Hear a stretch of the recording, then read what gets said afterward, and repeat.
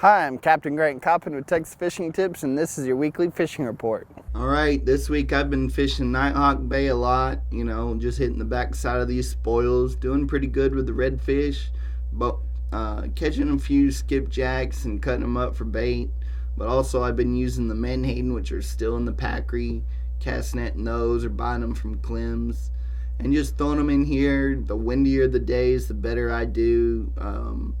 Usually on those real calm days are kind of tough days for me. You just come in behind these spoils, and when that wind's cranking and that tide's up, there's a lot of water moving through here. Fishing that murkier, sandy green water because the crystal clear stuff those fish aren't in.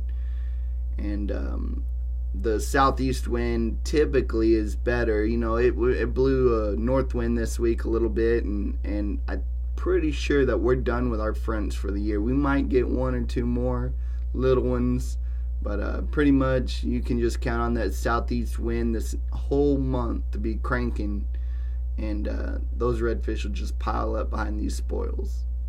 Over here on the King Ranch shoreline, we've been catching some good reds, just like in Nighthawk.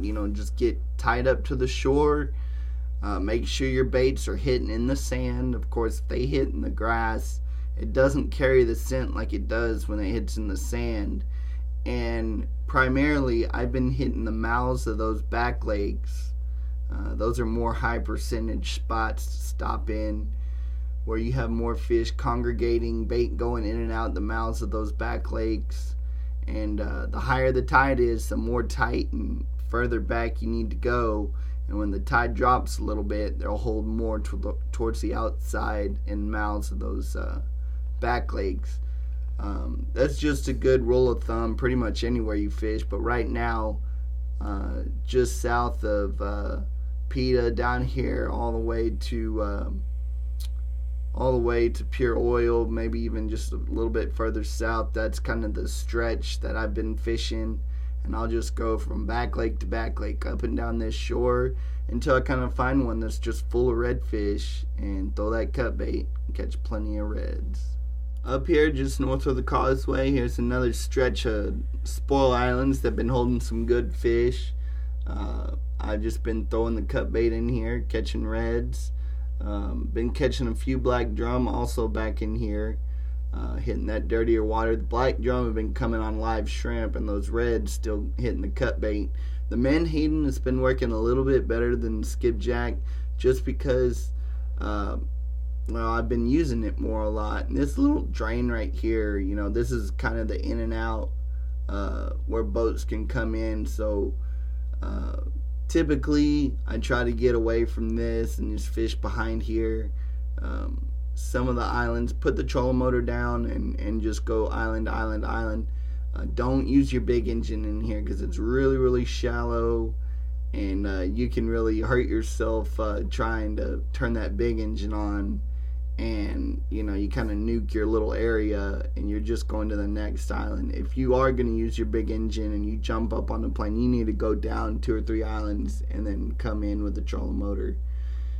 Power pull down, make really long casts, put 3 or 4 rods out and just sit there and wait. And when they start coming through, there's a lot of reds to be caught.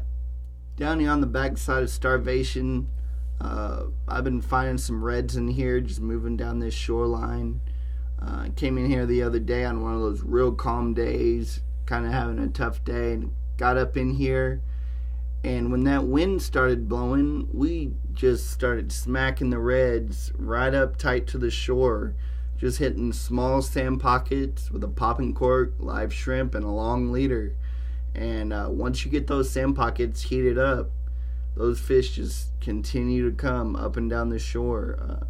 Cast downwind. If you find one that don't have a whole lot of reds in it or in the area, just power pull up, take the trolling motor down a little bit. But all in this little bend right here on the backside of Starvation. It's been real good for me. A lot of people don't come in here.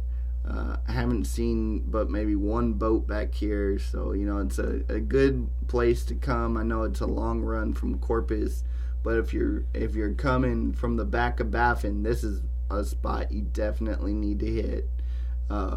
Out here around the tip of Starvation, when the tide's up on this sandbar, you can just throw the corks on top of the sandbar and just let them sit out there and catch plenty of reds and black drum both.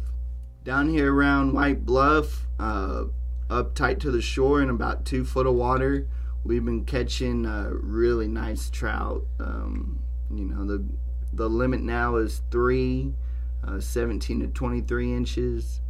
But that's what we were catching in here. Good slot trout.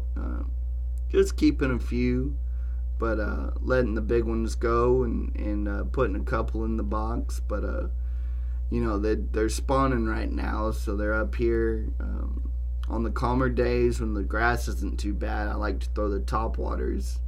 Those skitter walks are working real good, or the one knocker spooks are working good in here. And on the windier days, I'm just drifting or power pulled down with a popping cork and live shrimp. I'm Captain Grant Coppin. Thanks for watching.